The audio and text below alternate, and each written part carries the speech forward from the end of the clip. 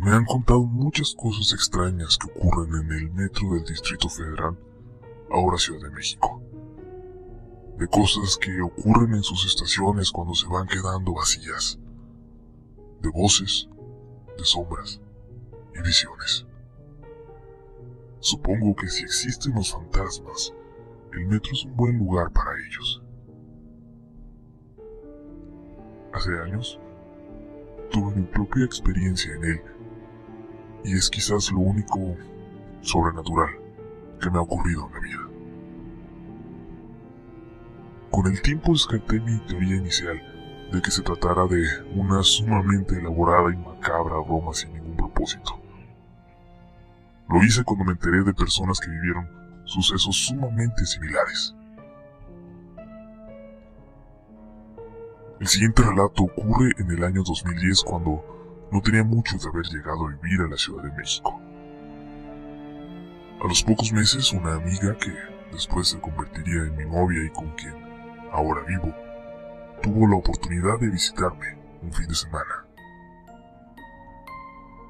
El lunes a la 1 de la madrugada tomaba el avión de regreso a casa, así que el domingo era su último día para pasear conmigo por la ciudad. Decidimos, primero casi como una broma pero luego entusiasmados, conocer la famosa feria de Chapultepec. Contrario a lo que pensaba, no fue tan fácil llegar. Primero pensamos inocentemente que podíamos caminar desde la entrada del bosque de Chapultepec, donde ahora se encuentra la horrorosa estela de luz, pero preguntando, dimos con un transporte colectivo en el cual finalmente, y ya un poco tarde, pudimos llegar. El día fue divertido. Paseamos hasta que literalmente nos sacaron de la feria, donde seguíamos comiendo y platicando incluso cuando la mayoría de las atracciones tenían rato de haber dejado de funcionar. Lo que ocurrió aquí puede ser importante o tal vez no, pero creo que es algo importante de relatar. Terminábamos nuestra comida en una banca, no en una zona de comedor, y no estábamos cerca de la entrada, más bien en los últimos rincones de la feria. Aunque no era muy tarde, el silencio parecía apoderarse también de las vías contiguas a la feria. Las luces se iban apagando y un chico, uno de los empleados de no más de 18 años, nos miró cuando se dirigía hacia la entrada. «Ya no pueden estar aquí», nos dijo, encaminándonos a la salida. «Y no les gustaría mucho quedarse, de hecho», agregó con una pequeña sonrisa. Cuando nos dirigíamos a la salida, escuchamos que alguien nos hablaba desde la oscuridad de uno de los túneles. «¡Ey!». Cuando volteamos, creímos ver a uno de los chicos de la casona del terror aún disfrazado, y corrimos un poco, riéndonos de nervios, por la broma que suponíamos nos acababan de hacer. Sin embargo, lo que pasó nos dejó algo nerviosos, sensibles. Es extraño y tal vez no tenga nada que ver, o tal vez nos dejó extremadamente perceptivos para lo que estaba por venir. Ustedes tendrán la mejor opinión. Compramos un refresco y caminamos un rato alrededor de la feria. En uno de los lugares cercanos parecía haber algún tipo de evento especial, así que decidimos sentarnos ahí para hacer tiempo. Después de todo, mi entonces amiga tenía consigo la pequeña mochila con la que había viajado. Era un desperdicio de tiempo volver a casa, así que dejaríamos pasar las horas hasta que diera el tiempo de dirigirnos al aeropuerto. Platicábamos tan a gusto que cuando menos lo esperábamos, ya pasaban de las 11 de la noche. Corrimos hacia la estación Constituyentes del metro. Quien haya recorrido el camino de la feria de Chapultepec a esta estación sabrá que no es el camino más agradable del mundo a esas horas, pero lo recorrimos sin contratiempos. Aquí explicaré un poco para el que no esté familiarizado.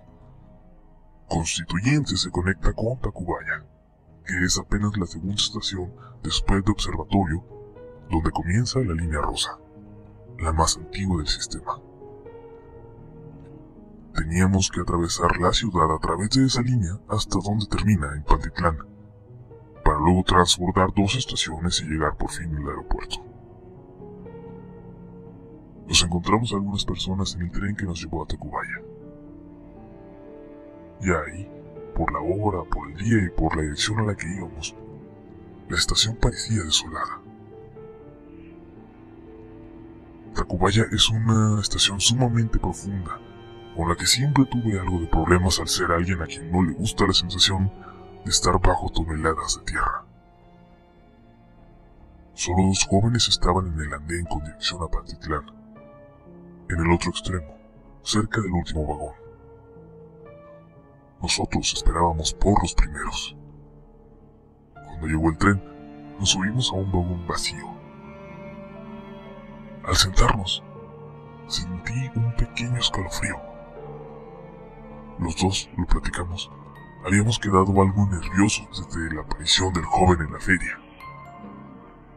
Ahora, ese sentimiento de susto, de que algo estaba a punto de pasar, se volvía más intenso. Giré mi vista hacia el otro extremo del vagón. Una mujer nos sonreía, mostrando los dientes, con los ojos inexpresivos pero mirando claramente hacia donde estábamos nosotros. No supe qué hacer. Me quedé callado, miré al piso. Mi amiga solo atinó a decirle buenas noches, pero la mujer no respondió. ¿Qué onda con la señora?, me preguntó en voz baja, y tan disimuladamente como podía, comencé a ver a la mujer de reojo. Solo estaba ahí, sonriendo, inmóvil. Llegamos a la siguiente estación, Juanacatlán, y con el rabillo del ojo pudimos ver que la mujer se levantó lentamente y se bajó. Como el vestido o falda que traía era largo, no se veía el movimiento de sus pies al caminar, lo cual lo hacía aún más macabro. Cuando se cerraron las puertas del vagón y avanzamos, lanzamos al mismo tiempo una carcajada de nervios, de alivio, aún desconcertados. La risa se nos acabó cuando en la siguiente estación, Chapultepec, la mujer subió nuevamente al vagón, justo antes de que se cerraran las puertas. Esta vez, se sentó casi a la mitad del vagón, mucho más cerca de nosotros. Mi amiga me dijo que cambiáramos de vagón en la siguiente estación y dije que sí con la cabeza. Cuando llegamos a Sevilla, nos pusimos de pie y ella también, congelados los 3 por un momento. Apreté la mano de mi amiga y la jalé para volvernos a sentar. En ese momento, decidí que no iba a caer en la broma o juego de esa mujer, pensando en el fondo que podía ser la misma persona que nos quiso asustar en la feria horas antes. Ella también se sentó, un asiento adelante. Cuando las puertas se cerraron nuevamente, no había mucha distancia entre nosotros. Llegamos a Metro Insurgentes y había algunas personas en el andén. Agradecí como una bendición de Dios cuando una señora mayor y unos chicos se subieron. Aún faltaban 14 estaciones para llegar a Pantitlán y no creía soportar el viaje de esa manera. Pasamos las estaciones Cuauhtémoc y Valderas sin contratiempos. Luego Salto del Agua. En Isabel la Católica bajaron 2 de los chicos y ahora solo íbamos 5 personas en el vagón. La mujer sonriente, que ahora parecía ocultar su sonrisa mirando hacia el piso, pero con los ojos clavados en nosotros. La anciana, un chico y nosotros 2. El chico se bajó en Pino Suárez y yo me sentí aún más nervioso.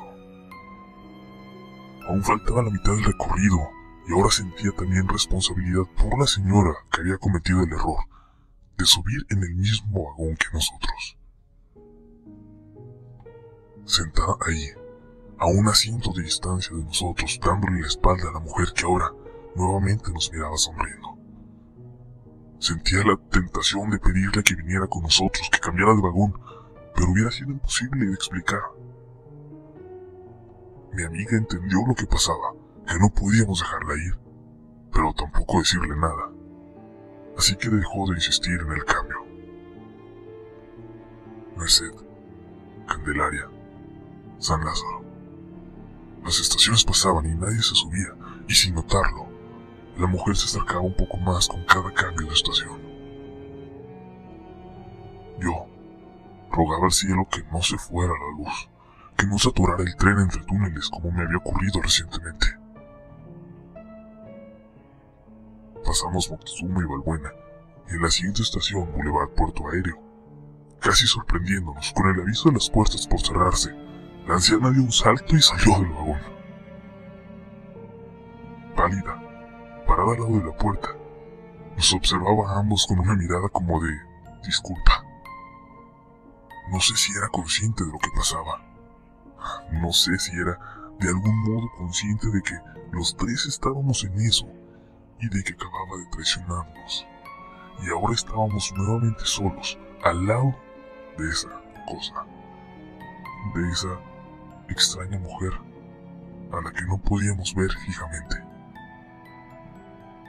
Es muy extraño, no recuerdo bien su cara porque nunca la vimos con la suficiente valentía tal vez, pero sí recuerdo los ojos abiertos y la sonrisa blanca, muy blanca. En mis recuerdos es como si el resto de su cara, de su rostro, hubiera sido un negro, completamente vacío. Y ahora estaba ahí, parada, a escasos 3 metros de nosotros. Aún nos quedaban 2 estaciones más y la siguiente sería Pantitlán. Mi amiga me jaló con poco tiempo para que cerraran las puertas. Bajamos y apenas alcanzamos a subir al vagón de al lado. En él habían 2 o 3 personas y otras 2 se subieron en la estación Zaragoza. Esa última parte del recorrido, esa última estación, pudimos ver cómo la mujer estaba parada en el centro del vagón contiguo, vacío, observando hacia nosotros. Cuando las puertas se abrieron, apresuramos el paso y volamos hacia la conexión con la línea amarilla. Las 2 estaciones hacia el aeropuerto fueron tranquilas, aunque no pudimos platicar mucho.